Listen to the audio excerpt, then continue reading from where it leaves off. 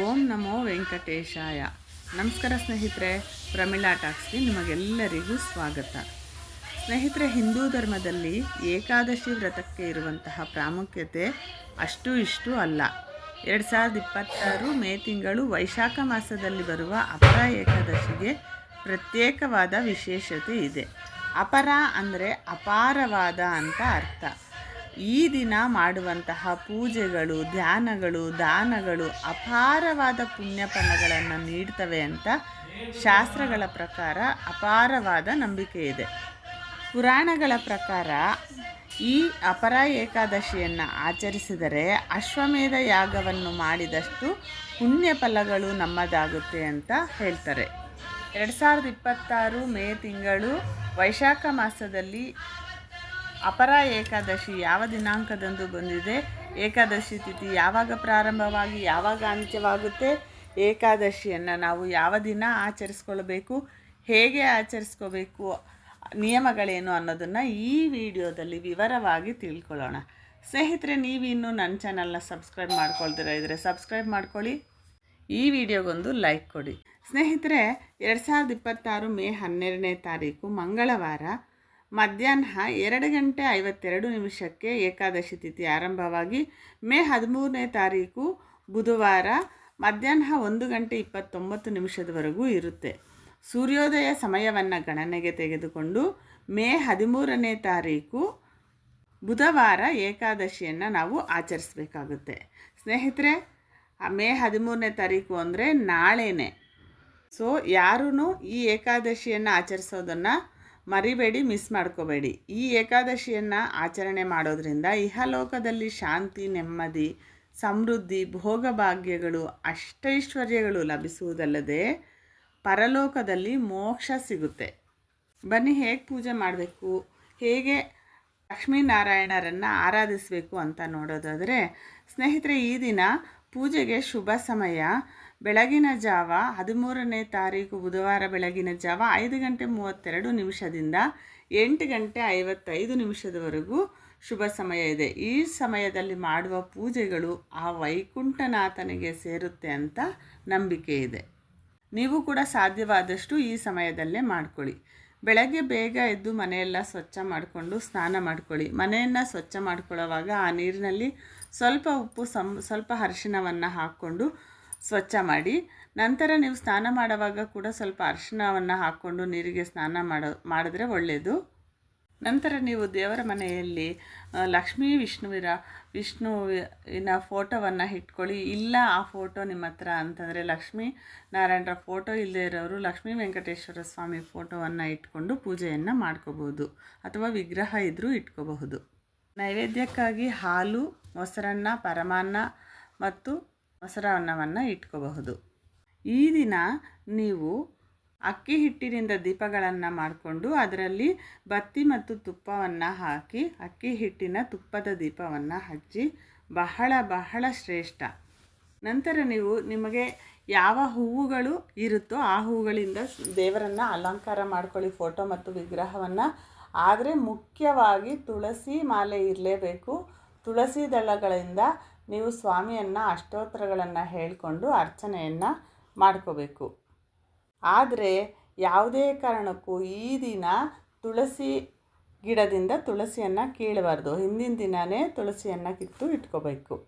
ಹೀಗೆ ತುಳಸಿ ದಳಗಳಿಂದ ನೀವು ಸ್ವಾಮಿ ಅಷ್ಟೋತ್ತರಗಳನ್ನು ಹೇಳಿಕೊಂಡು ಅರ್ಚನೆಯನ್ನು ಮಾಡ್ಕೊಳ್ಳಿ. ನಂತರ ನೀವು ಆದಿತ್ಯ ಹೃದಯವನ್ನು ಮತ್ತು ವಿಷ್ಣು ಸಹಸ್ರನಾಮವನ್ನು, ಗೋವಿಂದ ನಾಮಗಳನ್ನು ಹೇಳ್ಕೊಳ್ಳಿ. ಇವ್ಯಾವು ಬರಲ್ಲ ಅಂದರೆ ನಿಮಗೆ ಓಂ ನಮೋ ನಾರಾಯಣಾಯ, ಓಂ ನಮೋ ಭಗವತೆ ವಾಸುದೇವಾಯ, ಓಂ ನಮೋ ವೆಂಕಟೇಶಾಯ, ಈ ರೀತಿ ಯಾವ ಮಂತ್ರ ಸುಲಭವೋ ನಿಮಗೆ ಆ ಮಂತ್ರವನ್ನು ಹೇಳ್ಕೊಳ್ಳಿ. ಶ್ರದ್ಧಾ ಭಕ್ತಿ ಬಹಳ ಮುಖ್ಯ. ಸ್ನೇಹಿತರೆ, ಈ ದಿನ ಬೆಳಗ್ಗೆಯಿಂದ ಉಪವಾಸವಿದ್ದು ಸಂಜೆ ನೀವು ದೇವಾಲಯಕ್ಕೆ ಹೋಗಿ, ವಿಷ್ಣು ಲಕ್ಷ್ಮೀ ದೇವಸ್ಥಾನ ಇದ್ದರೆ ಇಲ್ಲ, ಅಥವಾ ಲಕ್ಷ್ಮೀ ವೆಂಕಟೇಶ್ವರ ದೇವಾಲಯ ಇದ್ದರೆ ಹೋಗಿ ಬನ್ನಿ. ಇಲ್ಲ ಅಂದರೆ ಮನೆಯಲ್ಲೇ ಸಾಯಂಕಾಲ ದೀಪವನ್ನು ಹಚ್ಚಿ ಮತ್ತೊಂದು ಸರ್ತಿ ವಿಷ್ಣು ಸಹಸ್ರನಾಮವನ್ನು, ಗೋವಿಂದ ನಾಮಗಳನ್ನು ಹೇಳ್ಕೊಳ್ಳಿ. ಈ ದಿನ ಪೂರ್ತಿ, ರಾತ್ರಿ ಪೂರ್ತಿ ನಿಮಗೆ ಆದರೆ ಜಾಗರಣೆ ಇದ್ದು ಕೂಡ ಸ್ವಾಮಿಯನ್ನು ಭಜನೆಗಳನ್ನು ಮಾಡ್ಕೋಬೋದು. ನಿಮ್ಗೆ ಎಷ್ಟೊತ್ತು ಸಾಧ್ಯವೋ ಅಷ್ಟೊತ್ತು ಮಾಡ್ಕೊಳ್ಳಿ. ಮಾರನೆಯ ದಿನ ನೀವು ಬೆಳಗ್ಗೆ ಪಾರಣೆ ಬಿಡಬಹುದು. ಅಂದರೆ ಬೆಳಗ್ಗೆ ಎದ್ದು ಸ್ನಾನ ಮಾಡಿ ಮತ್ತೆ ದೀಪವನ್ನು ಹಚ್ಚಿ ಸ್ವಾಮಿಯ ಅರ್ಚನೆಯನ್ನು ಮಾಡಿಕೊಂಡು ಆರತಿಯನ್ನು ಬೆಳಗಿ ಆ ನಂತರ ನೀವು ಪಾರಣೆಯನ್ನು ಬಿಡಬಹುದು. ಸ್ನೇಹಿತರೆ, ಈ ದಿನ ದಾನ ಧರ್ಮಗಳ ವಿಷಯಕ್ಕೆ ಬಂದರೆ, ಈ ದಿನ ನೀವು ಮಾಡುವಂತಹ ದಾನ ಧರ್ಮಗಳು ಕೋಟಿಯಷ್ಟು ಹೆಚ್ಚು ಪುಣ್ಯ ಫಲಗಳನ್ನು ನೀಡುತ್ತೆ ಅಂತ ಪಂಡಿತರು ಹೇಳ್ತಾರೆ.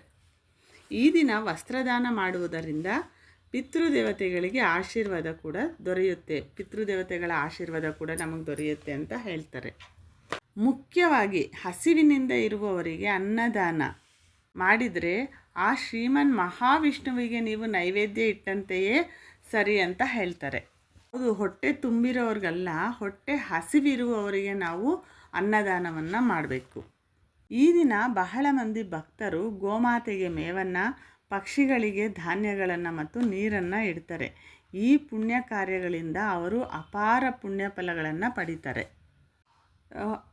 ವೃದ್ಧರು, ಮಕ್ಕಳು ಮತ್ತು ಆರೋಗ್ಯ ಸರಿ ಇಲ್ಲದೆ ಇರೋರು ಉಪವಾಸ ಮಾಡದೇ ಇದ್ದರೂ ಪರವಾಗಿಲ್ಲ. ಅಟ್ಲೀಸ್ಟ್ ಈ ದಿನ ಈರುಳ್ಳಿ ಮತ್ತು ಬೆಳ್ಳುಳ್ಳಿಯನ್ನು ಬಳಸಬೇಡಿ. ಬೇರೆಯವರು ಪೂಜೆ ಮಾಡದಿದ್ರೂ ಪರವಾಗಿಲ್ಲ, ಅಟ್ಲೀಸ್ಟು ವಿಷ್ಣು ಸಹಸ್ರನಾಮವನ್ನು ಓದಿದ್ರೂ ಪರವಾಗಿಲ್ಲ, ಗೋವಿಂದ ನಾಮಗಳನ್ನು ಜಪಿಸ್ದಿದ್ರೂ ಪರವಾಗಿಲ್ಲ, ಸ್ವಾಮಿಯನ್ನು ನೆನೆಸ್ದಿದ್ರೂ ಪರವಾಗಿಲ್ಲ. ಈ ದಿನ ದಯವಿಟ್ಟು ನಾನ್ ವೆಜ್ನ ತಿನ್ನಬೇಡಿ.